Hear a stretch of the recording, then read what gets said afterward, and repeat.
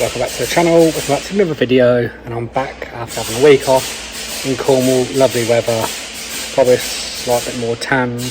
Yeah, great to have on a week off. You've got to have this time off to yourself and do things with your family and that. So I'm going to cut straight to it.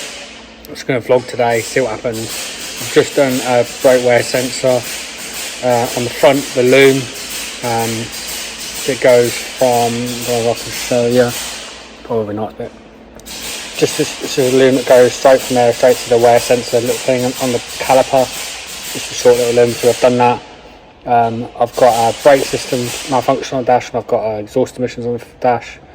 I've got to torque a wheel up quickly, so let's torque this wheel up and let's see what happens today. That's all we can do. So I hope you enjoyed the video. If you haven't already, if you think about subscribing, I'd really appreciate it. Let's get cracking.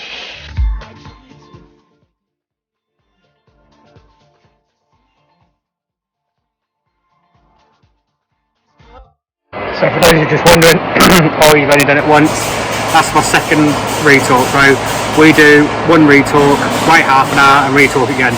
So that's my half an hour one done. So let's plug the computer in, do gel testing, and then see what faults we have. So as you can see, we've got faults here, oil level sensor, high voltage stripper, we've got an oil level sensor fault there. All these other ones, whenever I see, drop down in the comments and let me know if you do the same. Where is it? No, I can't find it. So here, the particulate filter efficiency is below the threshold protected from that soot quantity. That will be. So the one thing I do look at whenever I have that fault, the first thing I will do, ignore them, is I will check the soot level, which isn't bad. I'd be half tempted as well to take the panel off and have a look there. So if you do ever get that fault, have a look at that. But our engine fault anyway, we've got oil level sensor, AdBlue, we've got there maximum 3 times. We also have it here, so I might just, for the sake, just quickly whip that cover off and have a look. It might be okay, it might not be. So I'll order an oil level sensor because we know it needs that. Let's have a quick look at the cover and see whether our DPF is blocked or not. I hope it isn't. Like I've said in these videos before, whenever you get a problem like this, for the sake of 10 minutes to whip that wing off and whip the cover off just to have a look, saves you a whole lot of headache. Because if you don't look at it and it is full and you let it go out, you're going to cause yourself a lot of problems. So let's whip it off and let's have a look.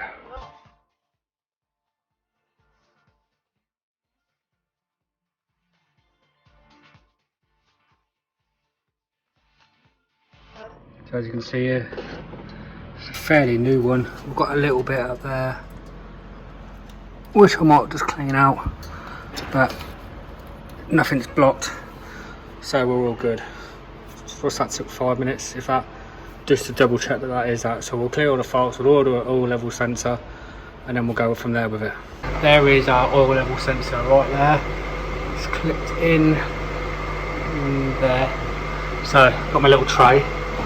Going to be ninja style, in and out, shake it all about, and we change an all level sensor. So let's get this one out and we'll be done this job.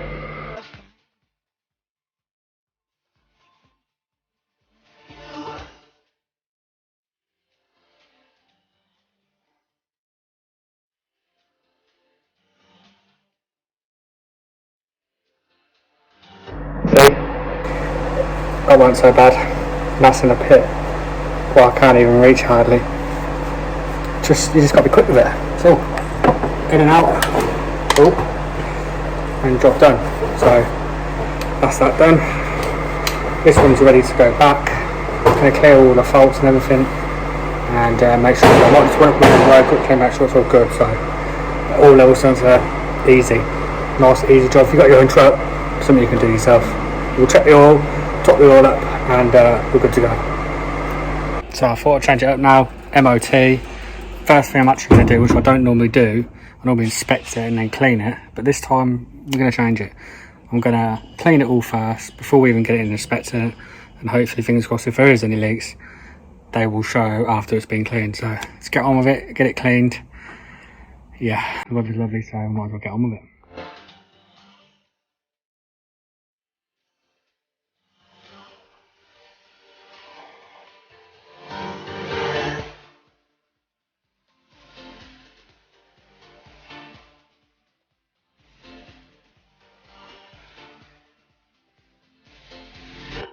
So it's the next day.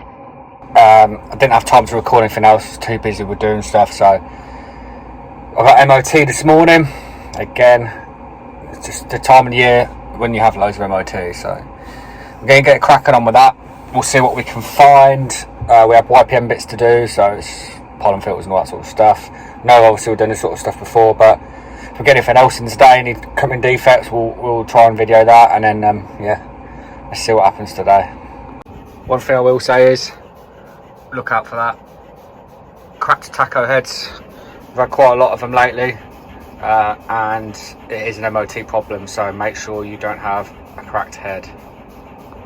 So, I've done all my little defects, nothing major to really report.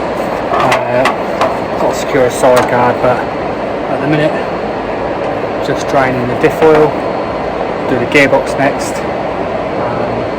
Steam clean with digester obviously, but this one's actually been pretty good. All the spring oil bushes on the front there are done, very common on these, done loads, you've seen videos on that, done loads of that.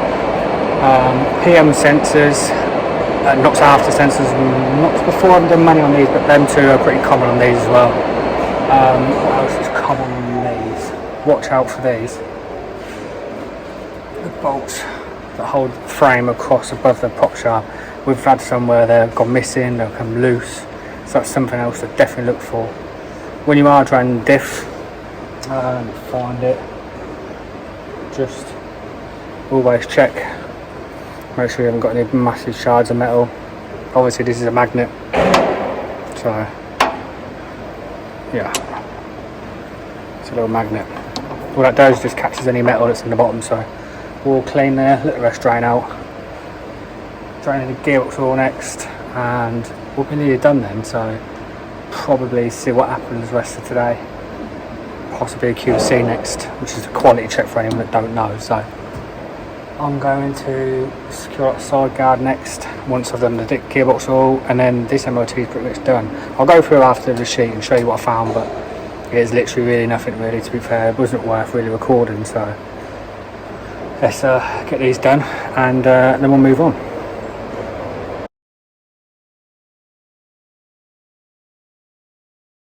Also, for anyone that isn't sure what oil to use, 75/90 for diff and gearbox oil, that is what we use. So I'm going to fill it up now. I think it takes roughly about, things not working, about 10 litres, something like that. Let me know in the comments if I'm wrong. I think it's around that sort of thing, so let's get it filled up and then we'll move to the gearbox.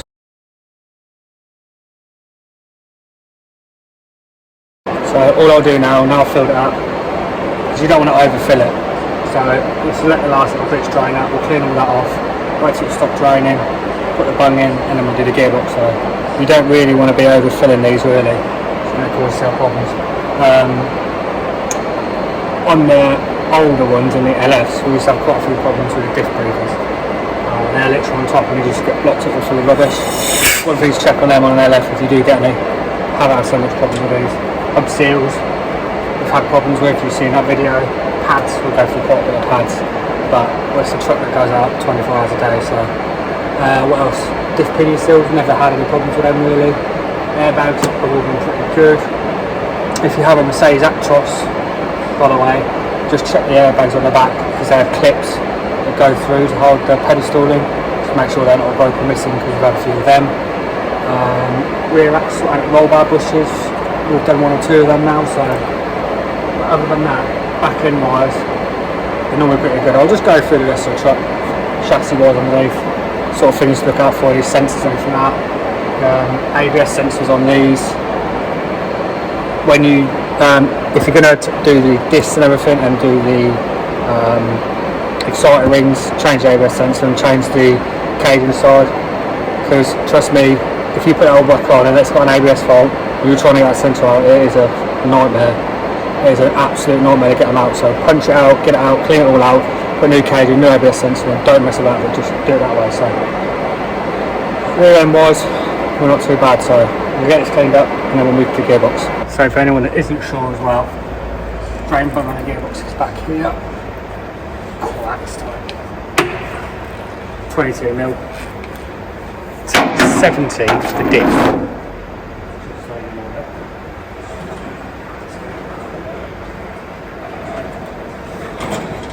Yeah, T70. What's it?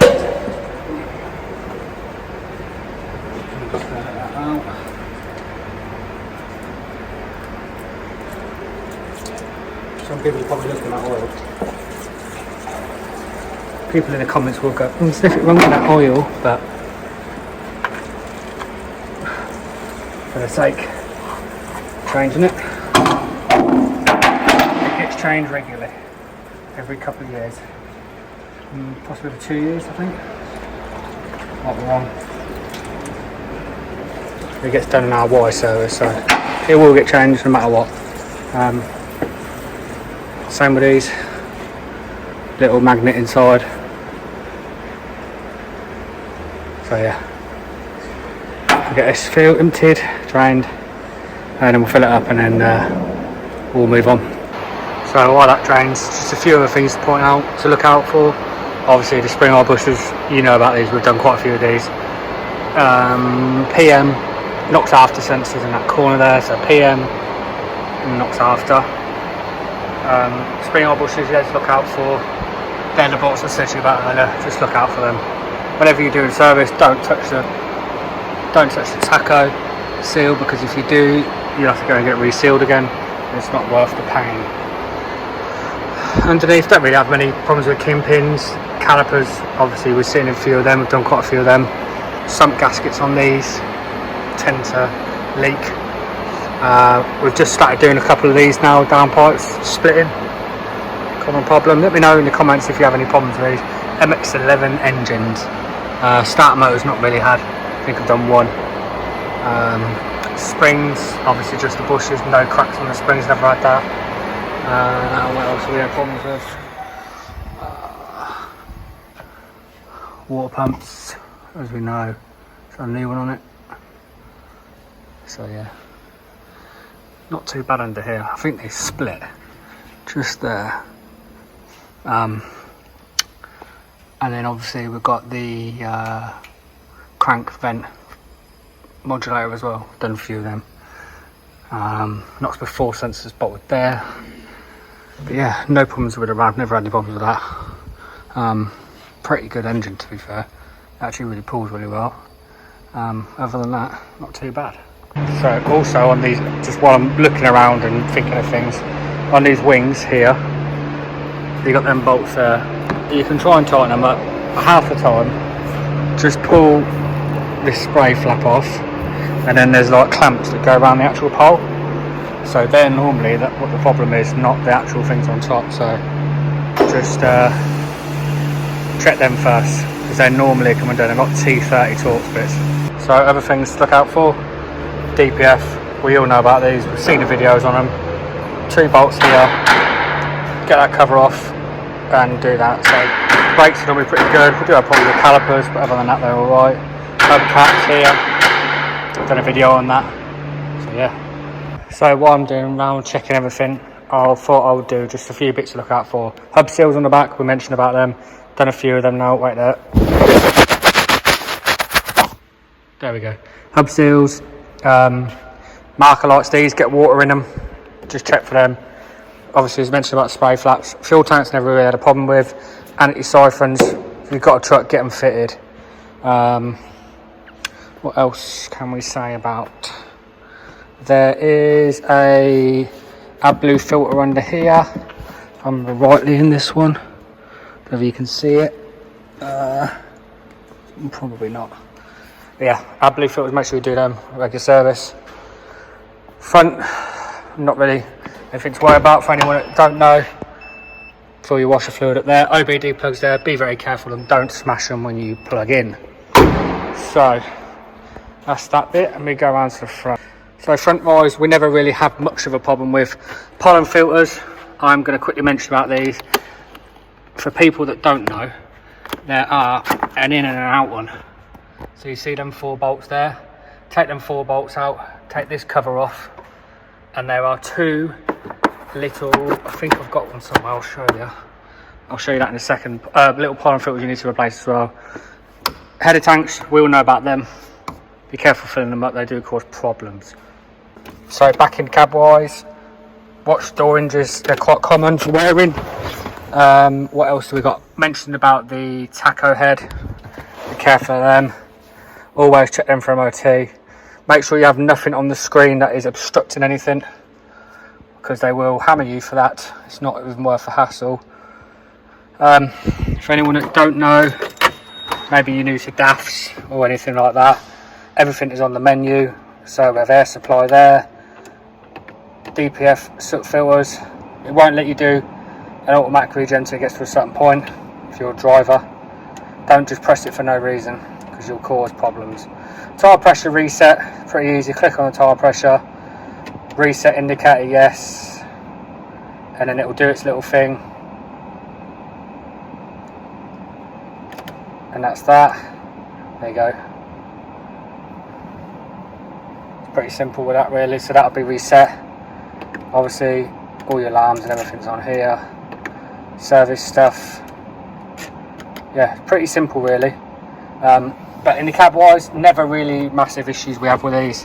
We've had to replace a few of these heaters, had a few of them go down, but cab wise is normally pretty good. We've done a couple of seat bases because they seem to play up.